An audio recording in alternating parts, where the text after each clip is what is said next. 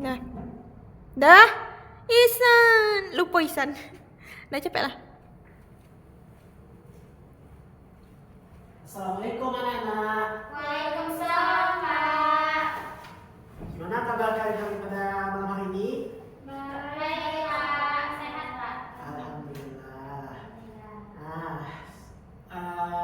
Siapa ketua di sini? Silakan pilih doa ya. Bersiap. Berdoa mulai. Bismillahirrahmanirrahim. Amin. Beri salam. Assalamualaikum warahmatullahi wabarakatuh. Waalaikumsalam warahmatullahi wabarakatuh. Baiklah, Bapak ambil absen dulu ya. Ya, Pak. Ija, Hadir, Pak. Mary, Hadir. Intan, Hadir, Pak. Dia. Hadir. Oke, sip. Baiklah, sebelum kita mulai pembelajaran kita pada malam hari ini, alangkah baiknya kita meningkatkan rasa nasionalisme kita dalam menyanyikan salah satu lagu wajib, yaitu Himne Guru. Ini guru, Pak. Ya.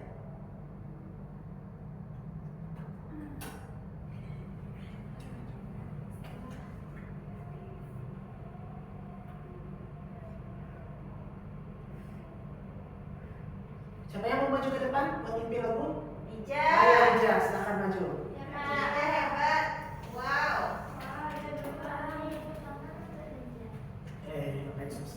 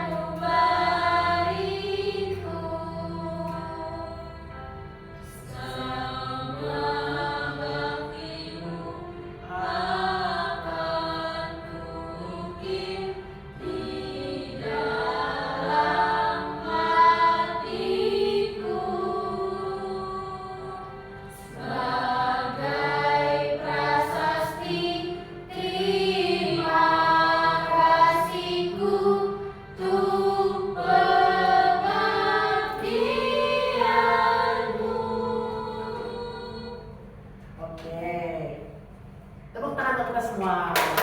Ya, silakan duduk ya. Baiklah.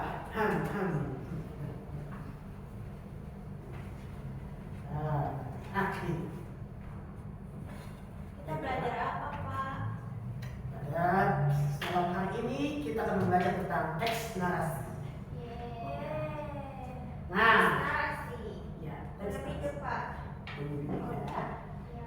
Sebelum itu, siapakah yang mau membaca? Siapa ayo? Dari Pak. Mary. Ayo, siapa Mary baca.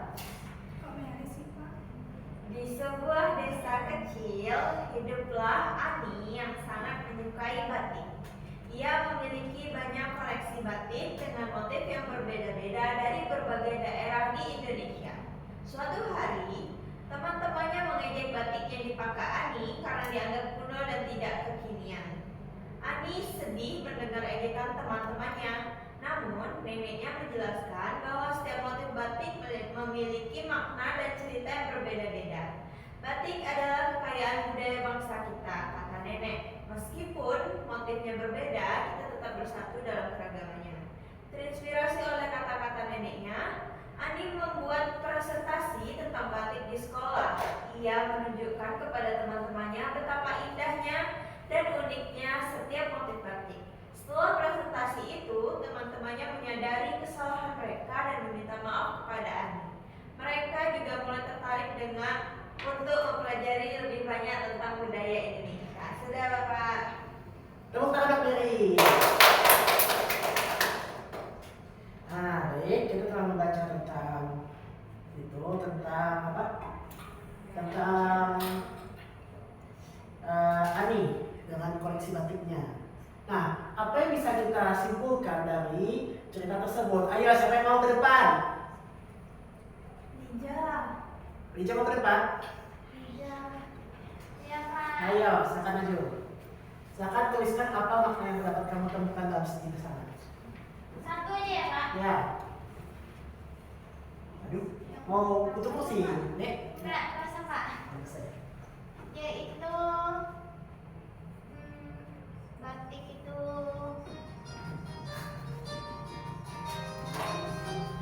HP siapa itu? HP siapa itu teman? HP-nya tempel. Ini jelek banget tulisannya, woi. Gak boleh begitu. Lihat. Ada. Dan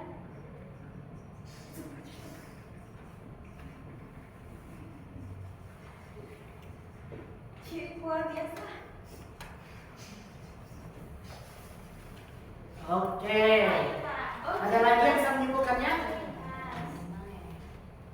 Pak. Ada lagi yang bisa menyimpulkannya? Jadi Pak. Ayo Mary, silakan.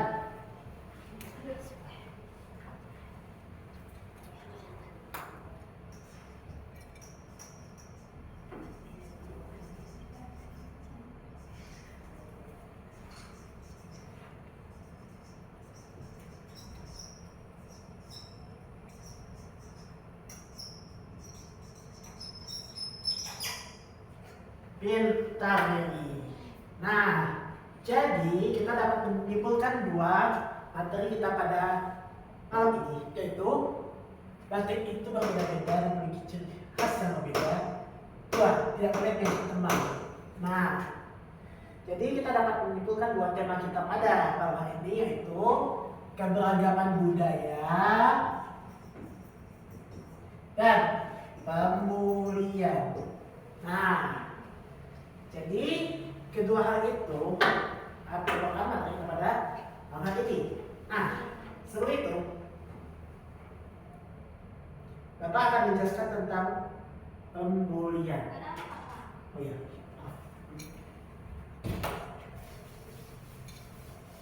Nah, pemulihan adalah perilaku yang tidak menyenangkan, baik secara verbal, fisik, ataupun sosial di dunia nyata maupun dunia maya yang membuat seorang tidak merasa nyaman. Nah, teman-teman si siapa tadi namanya? Nah, teman-teman si tadi itu dia melakukan pembulian dengan cara mengejek dia bersama-sama. Nah, sekarang ayo baca, siapa yang mau? Saya Pak. Ayo Intan, apa saja? Bullying dan jenis-jenisnya. Jenis-jenisnya atau dari awal Pak? Dari sakit hati. Dari sakit hati. Sakit hati dan tertekan yang dilakukan oleh perorangan atau kelompok.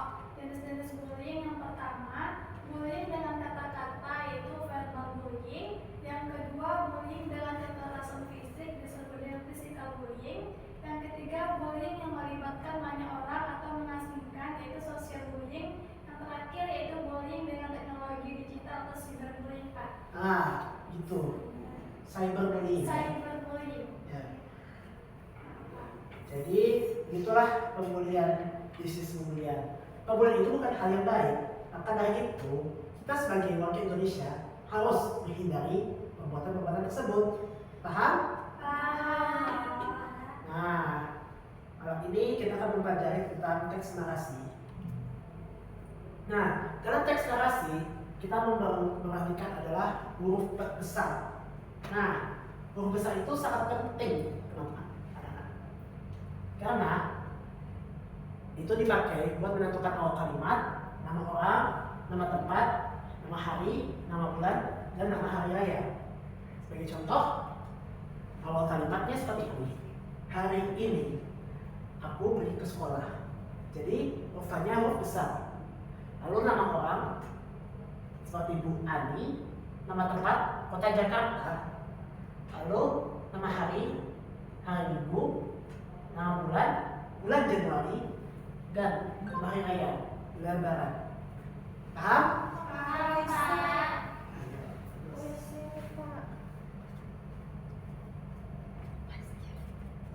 Lalu kemudian siapa yang bisa baca ini?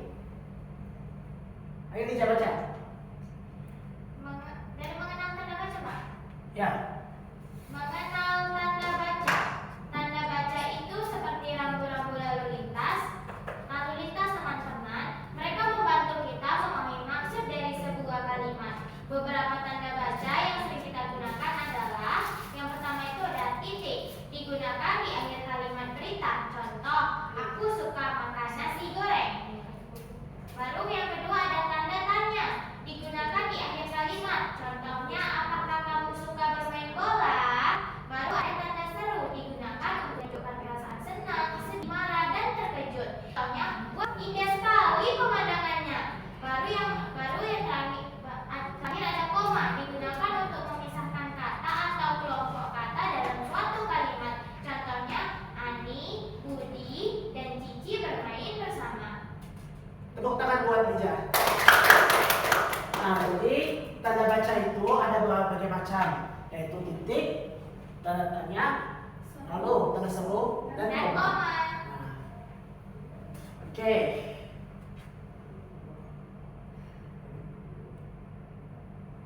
Nah, lalu kita akan mempelajari tentang imbuhan. Siapa yang mau baca? Saya, Pak. Intan, ayo. Memahami imbuhan. Imbuhan itu seperti perhiasan kata. Dengan menambahkan imbuhan, kita bisa mengubah makna sebuah kata. Contoh imbuhan adalah awalan me, ber, ter, di, dan lain-lain. Contohnya membaca, berlari, terjatuh, dimakan. Untuk akhiran seperti an, i, kan, dan lain-lain. Contohnya yaitu makanan, bermain, memakan.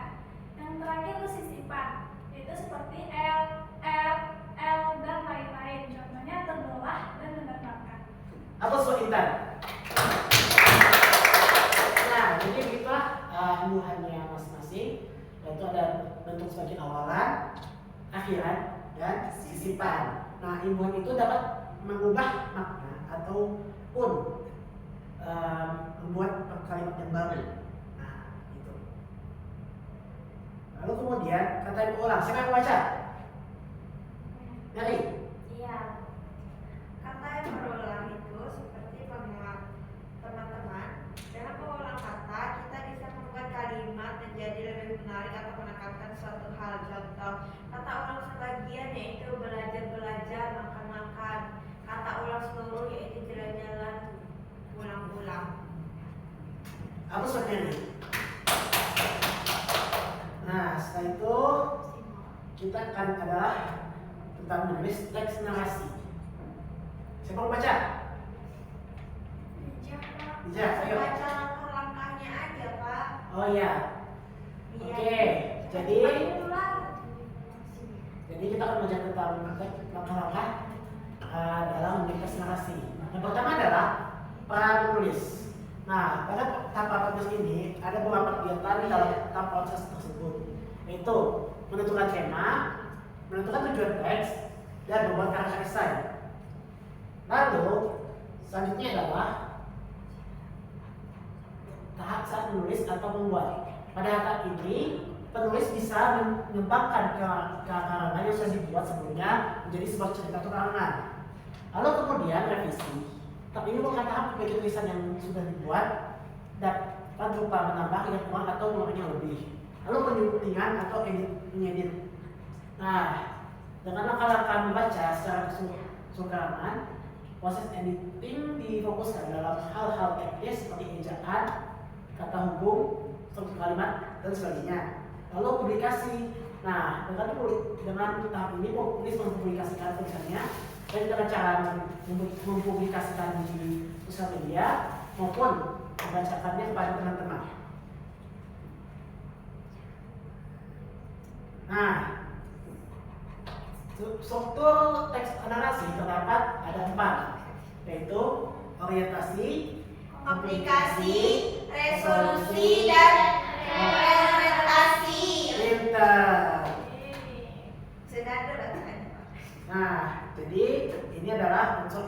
dan ekstrinsik. Seperti Tokoh latar penokohan tema alur sudut pandang. unsur ekstrinsiknya Nilai yang mana? pinter. Nah, selanjutnya Bapak punya LKPD ya. Oke.